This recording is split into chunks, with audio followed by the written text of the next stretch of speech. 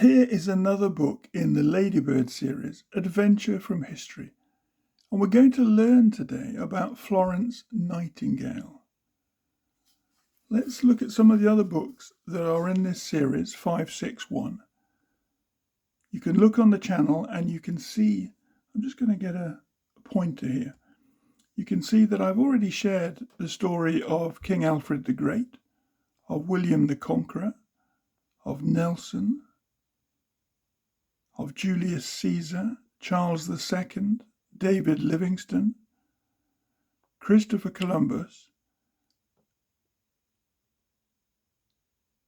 and James I and the Gunpowder Plot. So keep looking and looking at the playlists on the channel so that you can enjoy more of history of the world, but particularly the history of England, because this is England. And I'm sharing stories that I think are important, which when we were children, they were everyday stories that we would read, that we had access to, but it was Ladybird books that gave us this opportunity. It says here in the cover, the nurses and hospitals of the whole world owe a great debt to Florence Nightingale, one of the greatest English women who ever lived. Her name will always be associated with the Crimean War, but it was her patient work during a very long life which made our hospitals what they are today. This is her story. And this book used to belong to a little girl called Victoria, and it was given to her by her grandmother. Florence Nightingale, with notes by L. Dugard Peach and illustrations by John Kenny. This book was published in 1959 by Wills and Hepworth Limited of Loughborough.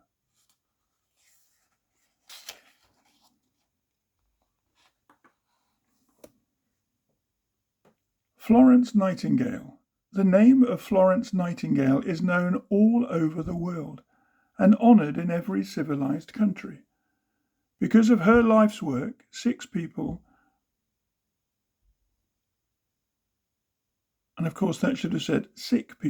Because of her life's work, sick people are today properly cared for in thousands of hospitals and nursing homes. Florence's father was a rich man, and it was whilst her parents were living in Florence, Italy, in 1820, that their daughter was born. This is why she was christened Florence. They soon returned to England, and Florence grew up to be a rather solemn little girl. She was very fond of playing with her dolls, and her favourite game was to pretend that they were sick and that she was nursing them back to health. At the same time, she learnt from her father a great deal about the way England was governed, and with her mother she used to visit very sick people in the little town of Romsey, near which she lived, taking food and medical comforts. One day Florence was out riding on her pony in the company of the parson of a nearby church. As they rode across the common, they saw an old shepherd sitting by the roadside with his sheepdog, Cap, beside him. The shepherd was very fond of his dog and was bitterly bemoaning the fact that it had met with an accident. Its leg was broken, and it looked as though poor Cap would have to be destroyed. When she heard this, Florence jumped down from her pony and together with the parson examined the dog's broken leg. They made splints for it and bandaged it up, and soon the dog was running about again as well as ever. The shepherd was very grateful to Florence, and when she became the most famous nurse in the world, he used to tell people that her first patient had been his dog, Cap.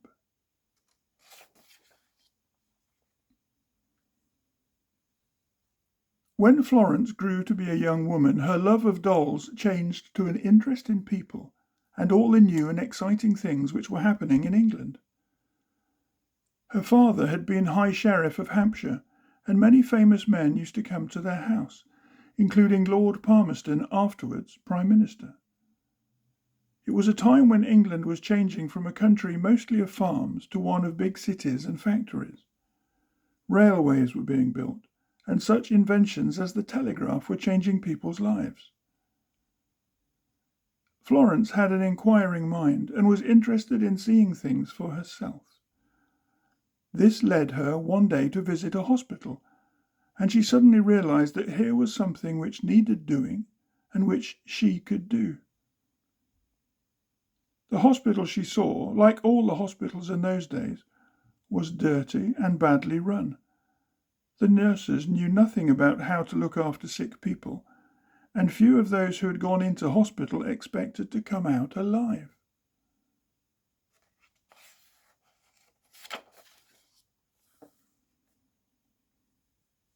At the time, nursing was not the great profession which it is today, and Florence's parents were horrified when she told them that she wanted to become a nurse. They did all they could to prevent their daughter from doing something which they thought was not fit for an educated young lady. For years, Florence tried in vain to get them to agree. In the meantime, she studied all the books on medicine which she could get, and devoted herself to nursing her relations when they were ill. As she had 9 uncles and aunts, most of whom had children, she had plenty of practice.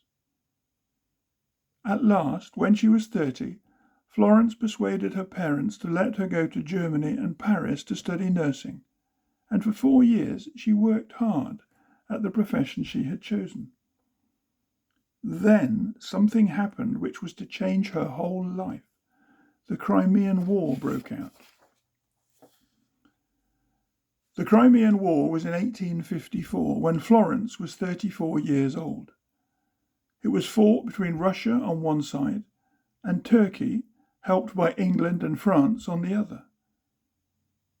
The southern part of Russia, called the Crimea, is a long way from England. When our soldiers were sent there, no one really knew what the weather and the country were like. Our soldiers suffered a great deal because they only had their summer uniforms, in a climate which was very cold in winter. Also, everything which was sent to them had to go in sailing ships, which were very slow and were often wrecked on the way. The English soldiers fought bravely and soon won the first battle of the war, the Battle of Alma. This was called after the river Alma and was fought only 6 days after the English troops landed in the Crimea.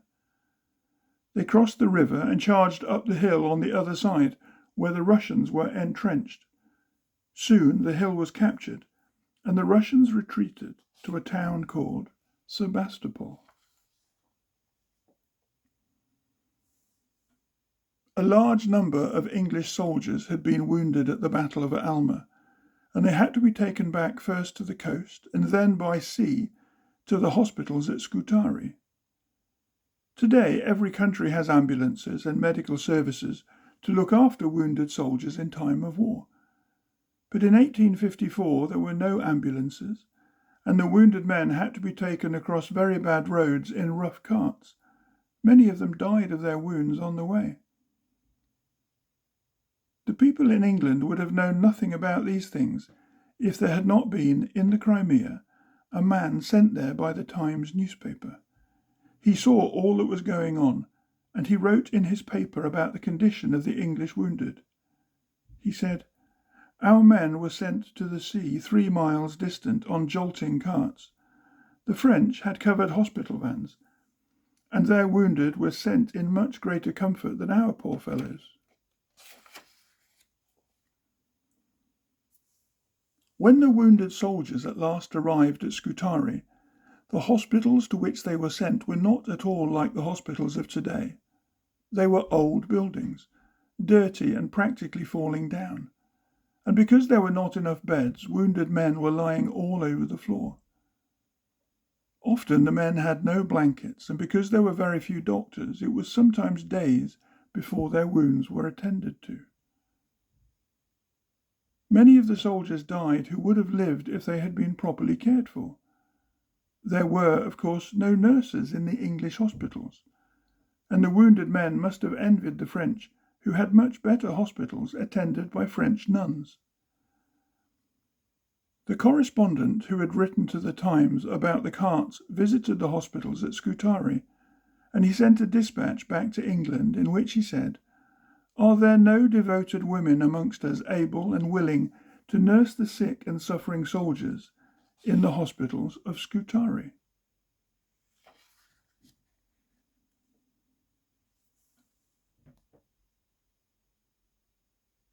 The Minister of War in England was a man called Sidney Herbert, and when he read about the state of the hospitals in Scutari, he decided that nurses should be sent out to them. He already knew Florence Nightingale, and he wrote a letter to her. "There is only one person in England that I know who would be capable of organising such a scheme.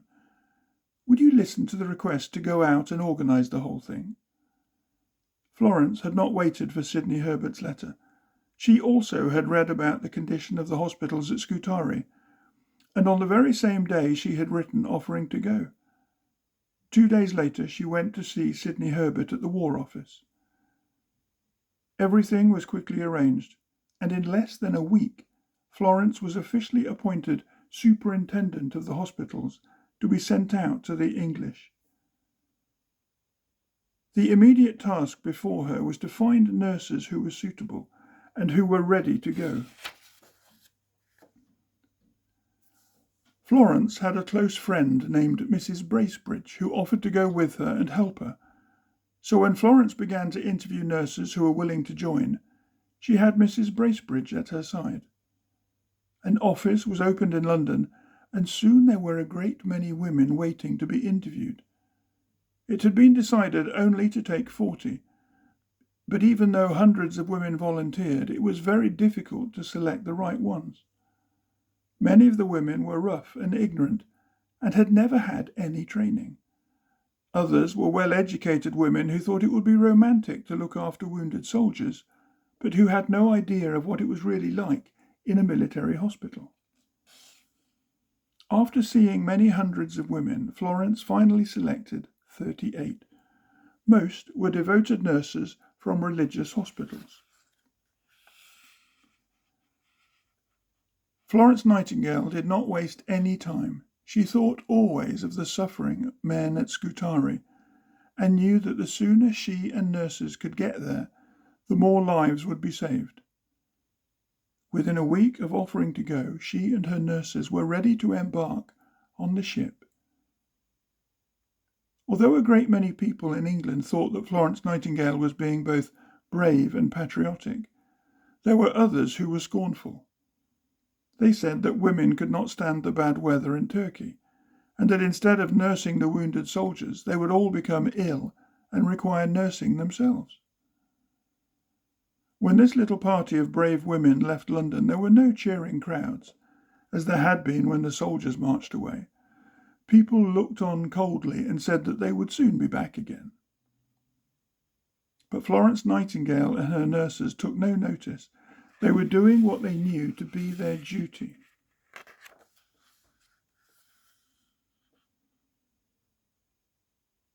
Instead of sailing across the Bay of Biscay and into the Mediterranean by way of Gibraltar, the party of nurses travelled across France to Marseille. When they arrived at Boulogne on the other side of the English Channel, a wonderful welcome awaited them. The French crowds cheered them as heroines, and people fought to be allowed to carry their luggage. Wherever they went, they were given everything they needed. When they stayed at hotels, the hotel keepers would not let them pay anything, and even the French railways insisted that they should travel free. All this meant very little to Florence Nightingale. Her one desire was to get to Scutari as soon as possible. She knew that soldiers were dying for want of the care which she and her nurses could give them. She was happy when the journey across France was over, and they were all aboard the Vectis, the ship that they would take for the voyage to the east.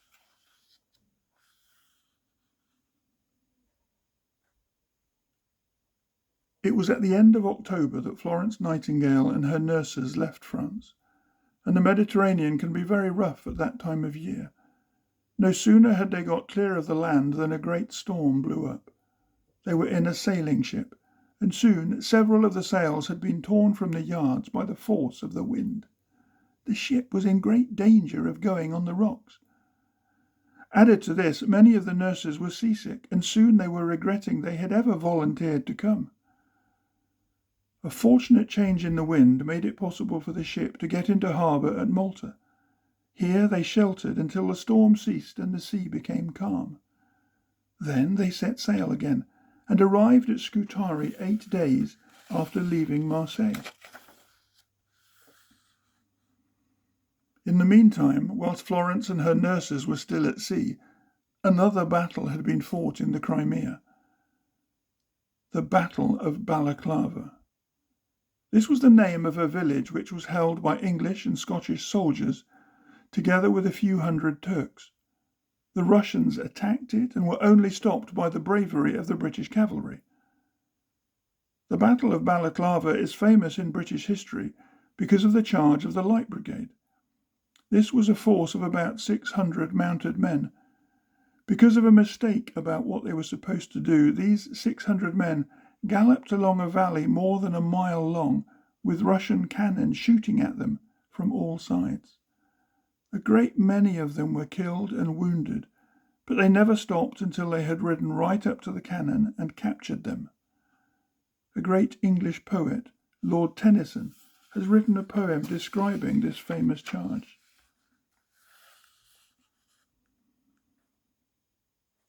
The wounded soldiers from the Battle of Balaclava were arriving at the hospitals at Scutari as the Vectis sailed into harbour. But instead of army doctors welcoming Florence Nightingale and the nurses she had brought, they were all against her. These old army doctors were afraid that women would upset the hospitals and alter all their arrangements. This was just what Florence Nightingale was determined to do when she saw how dirty and badly run the hospitals were. Dr. John Hall was the chief army doctor. As he could not order Florence to take her nurses back to England, he decided to make them so uncomfortable that they would very quickly go back of their own accord. He arranged for them to live in an old, ruined tower overrun with rats and without any heating or furniture. Dr. Hall did not know that Florence Nightingale was one of the most determined women who ever lived. She had come to Scutari to nurse the wounded, and nothing he could do would stop her.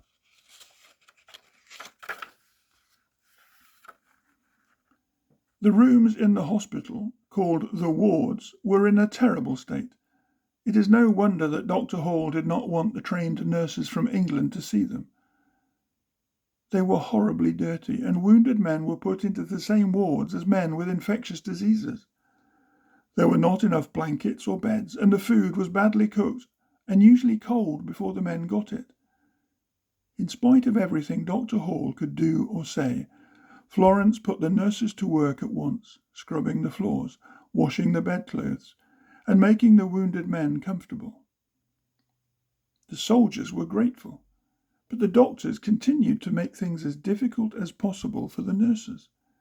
They realized that if they had done their duty properly, the nurses would not have had to scrub and clean the wards. They were afraid that reports might be sent back to England by Florence to her friend, the Minister of War. Florence was too busy to send reports back to England. All she wanted to do was to make the hospitals clean and comfortable. Soon there was a very great improvement. Instead of wounded men lying anywhere and everywhere on the filthy floor, and even in the corridors, they were in clean beds in properly disinfected wards. This had a very good effect on the patients. As soon as they felt that they were being looked after and cared for, they began to get better. In a very few days, men who had been in the depths of misery and despair, hoping only to die, were sitting up, cheerful and happy. The hospitals at Scutari had disgraced the name of Britain. Now, because of the devoted work of a few women, they were better than those of the French, which the English soldiers had been envying ever since the war started. Dr. Hall was a very unpleasant man. Instead of thanking Florence for all that she had done, he was bitterly jealous of her. The soldiers hated him for the way in which he had neglected them, and he saw how grateful they all were to the gracious lady who had given them hope and courage.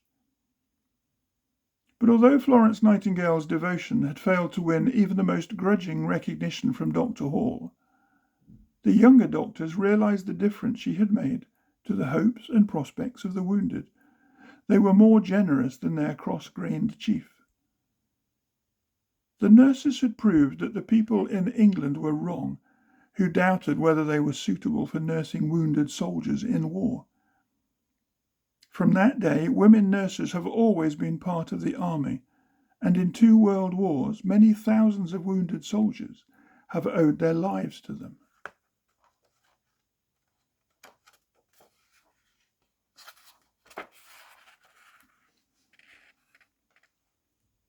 A 100 years ago, the British Army was very different from the army of today.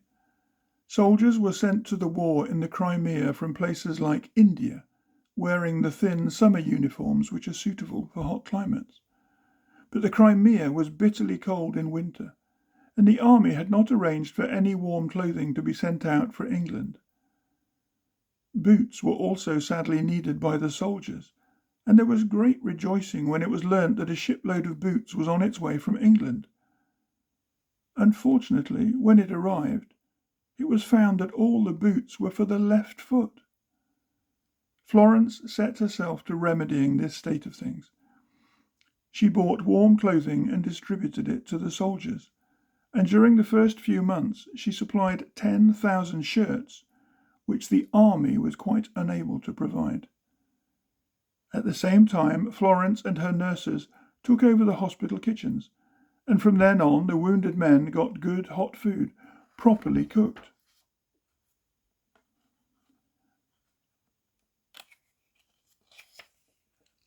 Although Florence Nightingale's name was not known to everybody, I'm going to read that again, forgive me. Although Florence Nightingale's name was now known to everybody, and she was honoured everywhere for the wonderful work she was doing in the Crimea, Dr. Hall hated her as much as ever. He knew that the more she did, the more people at home would realise how much he had neglected to do. He complained that Florence was making the soldiers so comfortable in the hospitals that they did not want to leave them. His idea was to make the hospitals so uncomfortable that the men would be glad to go back to the fighting line. Then, one day, Dr. Hall sent for Florence and angrily told her that she was doing more harm than good, and that she must take her nurses back to England. Florence did not argue with him. Instead, she showed him a letter which she had that day received from Queen Victoria, thanking Miss Nightingale and her ladies for all that they were doing. Dr. Hall had nothing to say. Florence took good care to show everybody the letter from the Queen. The result was that nobody dared to stop her from what she knew to be right for the wounded. When a hospital is full of hundreds of wounded men, such things as bandages and medical supplies of all sorts are needed in large quantities. There never seemed to be enough, and then one day Florence discovered that there were large stores of all these things which Dr. Hall would not allow her to have. He said that they could not be issued until a committee had agreed to release them. When Florence was told that the committee would not meet for another 3 weeks, she was very angry. Men were suffering for this lack of these very stores. So Florence and her nurses broke open the boxes while Dr. Hall and the committee looked on horrified. They would have liked to interfere, but they remembered the letter from Queen Victoria. Although the food given to the men in the hospitals at Scutari was now better cooked than it had been, it was still lacking in variety. For one thing, green vegetables were not to be had, and without green vegetables people are very liable to become ill. Florence decided that it would be a very good thing, when spring came, to plant green vegetables in the wasteland surrounding the hospitals.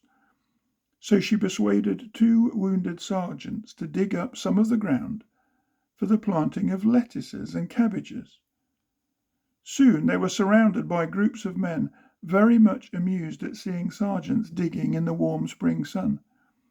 They thought it was a great joke until Florence herself appeared. Within minutes, they all had their coats off and were digging beside the sergeants.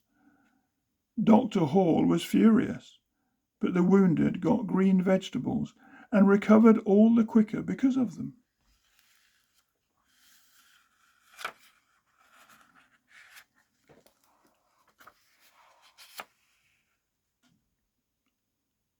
Florence Nightingale was always a woman who wanted to see for herself.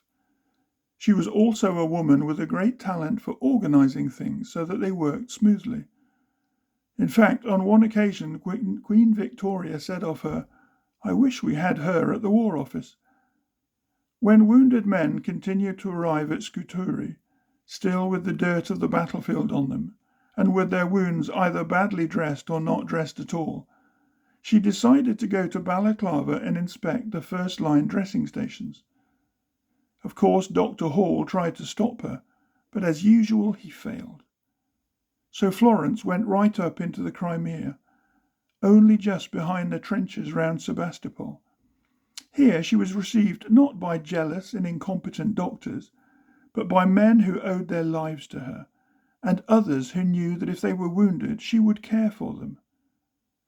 As she drove round in her little carriage, the troops cheered her as though she were the Queen.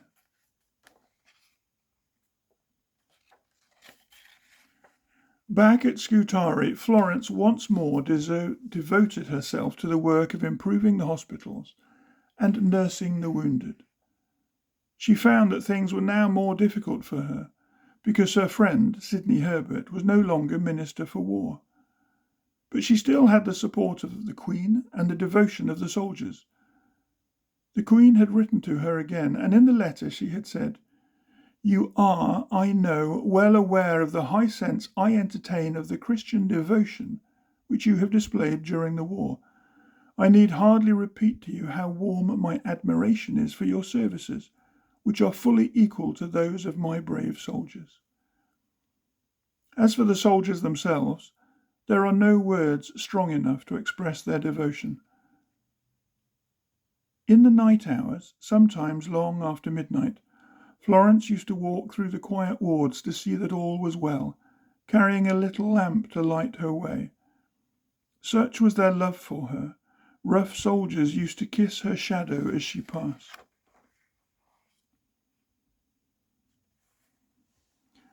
Florence Nightingale's work in the Crimea was done, and the end of the war brought her back to England. When she had sailed in the Vectis only 2 years earlier, no one had been there to see her off, except those who sneered at her for going. Now, on her return, she was received by a nation which hailed her as the greatest woman of her time. She was called the Angel of the Crimea, the Lady of the Lamp, and everywhere she went people crowded the streets to see her pass and to do her honour. The great moment came when she was received by Queen Victoria and given a diamond brooch designed by the Prince Consort, with Crimea and Blessed are the Merciful engraved upon it. Florence Nightingale will always be famous among the great women not only of England but of the world. The efficient hospitals and devoted nurses of today owe an immortal debt to her, and through them the lives of all of us have been affected by the work of this great and gracious lady. And that is the story of Florence Nightingale, Lady of the Lamp, Angel of the Crimea, and a person who was such a massive influence on the treatment and care, not just of our soldiers in the Crimea War, but also of the way that hospitals began to change and shift for the better in England. Thank you, Florence Nightingale, and thank you to you for listening to this story and turning the pages with me, beautifully illustrated pages, as we have gone together through this book, Florence Nightingale.